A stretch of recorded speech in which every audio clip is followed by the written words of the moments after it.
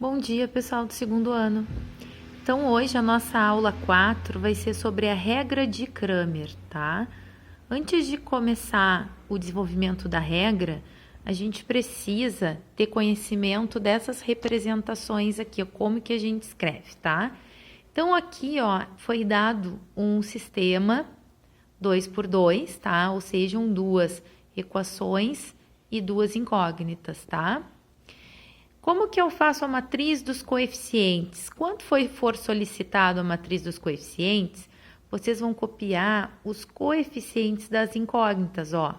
X e Y, 1 e 2, ó. 1 e 2, X e Y, 13 menos 1, tá? Então, é isso. A matriz dos coeficientes, tá? São as incógnitas, os coeficientes das incógnitas. Matriz dos termos independentes. É o que fica depois do lado direito da igualdade, ó, 11 e 5.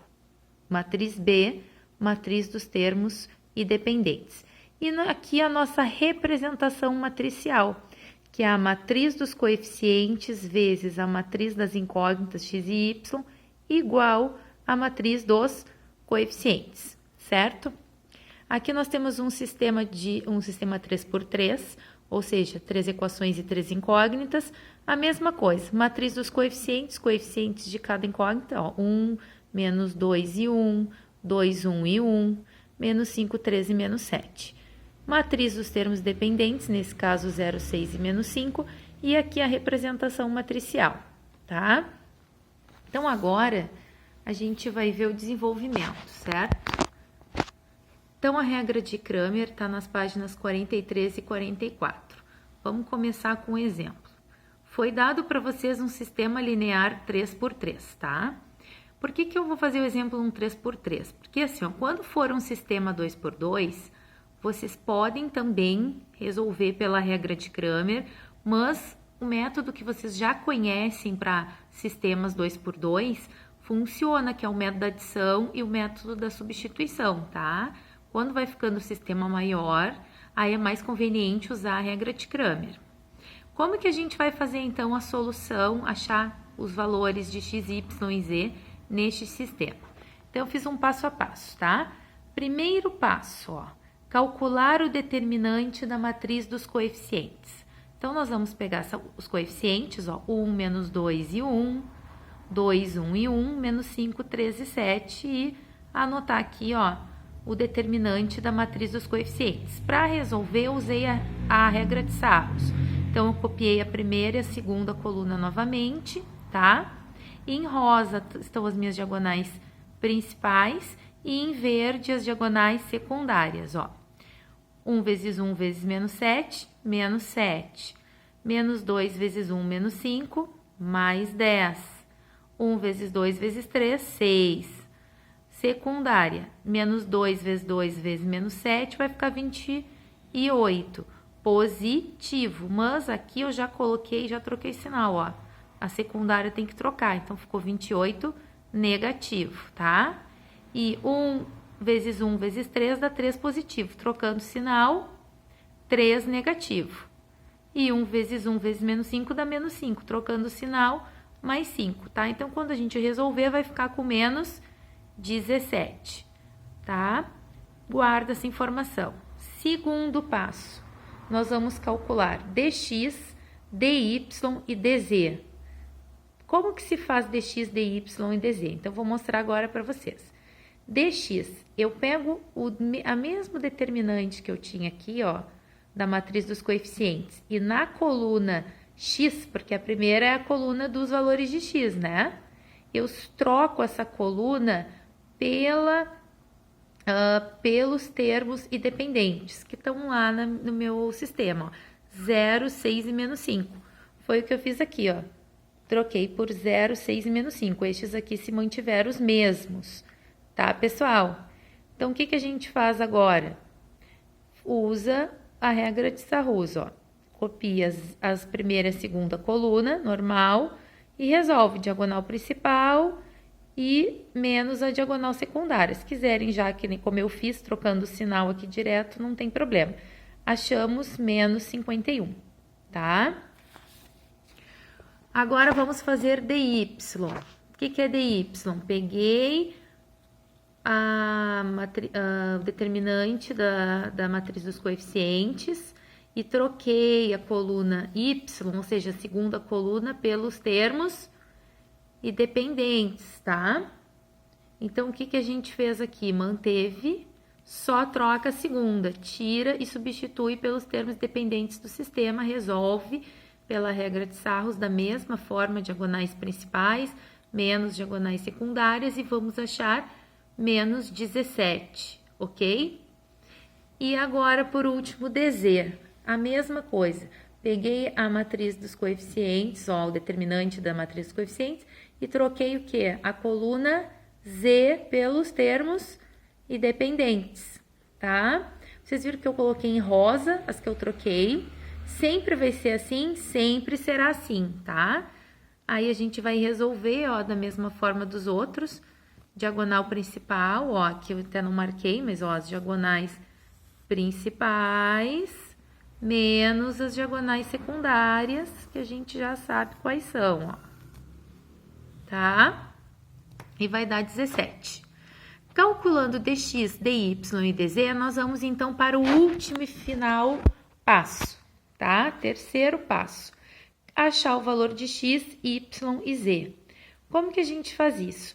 Para achar o valor de x, eu vou fazer dx divididos por d, que é o determinante que a gente calculou primeiro, lá no passo 1. Y é dy dividido por d. E z é dz dividido por d. Então, substituindo dx deu menos 51, o determinante deu menos 17, dividindo dá 3, tá? Y, dy deu menos 17, e divididos por menos 17 dá 1. E o z deu 17 divididos por menos 17, menos 1, certo? Aqui já é a parte final substituindo. A resposta é um terno, né? Porque nós temos x, y e z, então nós temos 3 incógnitas para descobrir. Então, a resposta é 3, 1 e menos 1. Não esquecendo a ordem, x, y e z. Tá, pessoal? Então, esse aqui é o método da regra de Cramer. É só seguir esses 3 passos, tá? Recapitulando. O primeiro passo, calcular o determinante da matriz dos coeficientes, certo? Então, pega os coeficientes da matriz dos coeficientes, calcula o determinante. Segundo passo, calcular dx, dy e dz. Tá? A gente pega a mesma matriz dos coeficientes e substitui a matriz dos termos independentes, tá? Quando é dx, a gente substitui em x. Quando é dy, a gente substitui em y. E quando é dz, a gente substitui em z. E acha os valores dos respectivos determinantes. E o último passo é só fazer dx para achar o x, dx divididos por d, dy divididos por d e dz divididos por d, tá? Que a gente acha os valores das incógnitas do nosso sistema linear de ordem 3, tá? Então, uma observação. Para utilizar a regra de Cramer, o determinante da matriz tem que ser diferente de zero. Então, isso é uma regra. Vocês sempre poderão usar a regra de Cramer, sim, desde que aquele primeiro determinante do passo 1 seja diferente de zero, tá? Por quê? Então, vamos concluir aqui, ó. Porque quando é diferente de zero, o sistema é determinado, então ele tem uma única solução, que é o que a gente queria, né? Se o determinante for igual a zero, ó, o sistema vai ser indeterminado ou impossível, daí já não dá mais para utilizar a regra de Cramer. Ok, pessoal? Então, só cuida isso, tá? Se o determinante der zero, não dá para usar a regra de Cramer. Deve existir um outro método, que é o escalonamento, que seria a próxima matéria, tá? Aqui tem mais um exemplo. É um exemplo de um sistema, porém ele não é um sistema onde o número de equações é igual ao número de incógnitas, tá? Então, isso é um pouquinho diferente. O que nós temos aqui? Um sistema 2 por 3, ó. 2 equações e 3 incógnitas. Quando acontecer isso, a gente tem que deixar ele quadrado, ou seja, 2 equações e 2 incógnitas do lado esquerdo, tá? Então, como é que a gente faz? A gente escolhe qualquer uma das incógnitas, pode ser o x, o y e o z, para jogar para o outro lado. Eu escolhi o z. Então, o que que eu fiquei? X mais y, peguei o z, joguei para lá, fiquei com 13 menos z. E aqui, fiquei com x mais 2y, joguei o z para o outro lado, ficou 30 menos 4z, certo? Então, do lado esquerdo da igualdade, eu fiquei com duas incógnitas. Então, sendo assim, eu consigo trabalhar dentro da regra de Cramer, adaptando quando o sistema não for um sistema quadrado, ok? Então, pessoal, isso aqui é importante, tá? Não, claro, vocês não tem como saber se vocês ficaram com dúvida, mas eu vou repetir, porque isso aqui dá dúvida, tá? Quando o número de equações for diferente do número de incógnitas, vocês vão ter que transformar para um sistema quadrado. Se eu tenho duas equações, então vou ter que deixar só duas incógnitas do lado esquerdo da igualdade. Então, joguem para lá qualquer uma, eu escolhi a z, poderia ser a y ou a x, tá? Desde que do lado esquerdo fiquem só duas. Primeiro passo, calcular o determinante da matriz dos coeficientes. Então, é essa aqui, ó, 1, 1, 1 e 2, tá? Tranquilinho. Ficou um determinante ordem 2, então, diagonal principal menos secundária, determinante resposta 1. Ok, não é zero, então é tranquilo, a gente pode continuar. Segundo passo, calcular dx, dy e dz. Como é que eu vou fazer dx? No lugar da coluna x, eu coloco o quê? A matriz dos termos e dependentes. Quais os termos dependentes daqui? É 13 menos z e 30 menos 4z. Foi o que eu fiz aqui, ó. 13 menos z e 30 menos 4z, ok? Substituir na coluna x. Calculei diagonal principal, 2 vezes 13 menos z, e diagonal secundária, ó, menos, porque diagonal secundária tem que sempre trocar o sinal, né? Então, menos 1 vezes 30 menos 4z. Aqui, o que que a gente fez? A distributiva, 26 menos 2z, aqui trocamos o sinal, ó. Juntei os z's, ficou 2z, juntei os termos que não tem incógnita, ficou menos 4. Então, guardo essa informação aqui. dy. A mesma coisa, na coluna y, substituo, ó, os termos dependentes. Diagonal principal, menos, ó, diagonal secundária, troco o sinal, isolo, junta os termos semelhantes, né? Menos 4 com z, menos 3z, e 30 menos 13, 17. Guarda essa informação. Não tem z, porque a gente está trabalhando só com duas incógnitas, x e y, então não tem o dz, tá? Então, terceiro passo, achar o x e o y. Então, é dx divididos por d e dy divididos por d. Substituindo dx, a gente achou 2z menos 4 e o d 1.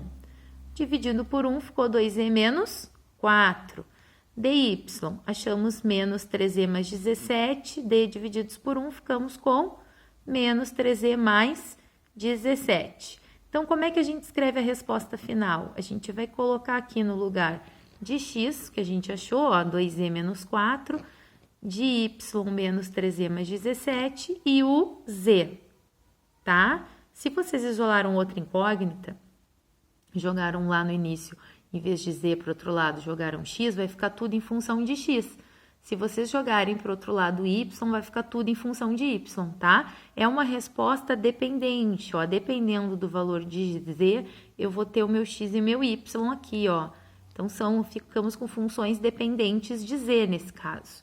Poderia ter ficado dependente de x ou dependente de y, ok, pessoal? Então, esses são os dois exemplos que vão ajudar vocês a realizar os exercícios utilizando a regra de Cramer, tá? Os exercícios que eu vou solicitar para vocês são da página 46, exercício 1 do livro didático e do livro de atividades, tá? Exercício 16 da página 26. Pessoal, o exercício 16, ele avança na página 27. Então, é para fazer todo o 16, tá? Inclusive a parte que ficou na página 27, tá? Me entreguem até 17 de abril. Eu ainda estou aguardando as atividades da aula 3, tem bastante gente que não me entregou, tá, pessoal? Então, eu estou no aguardo e também já vou lançar a V1 de vocês para continuação da V1, tá? Que ficou faltando. Então, até a próxima aula.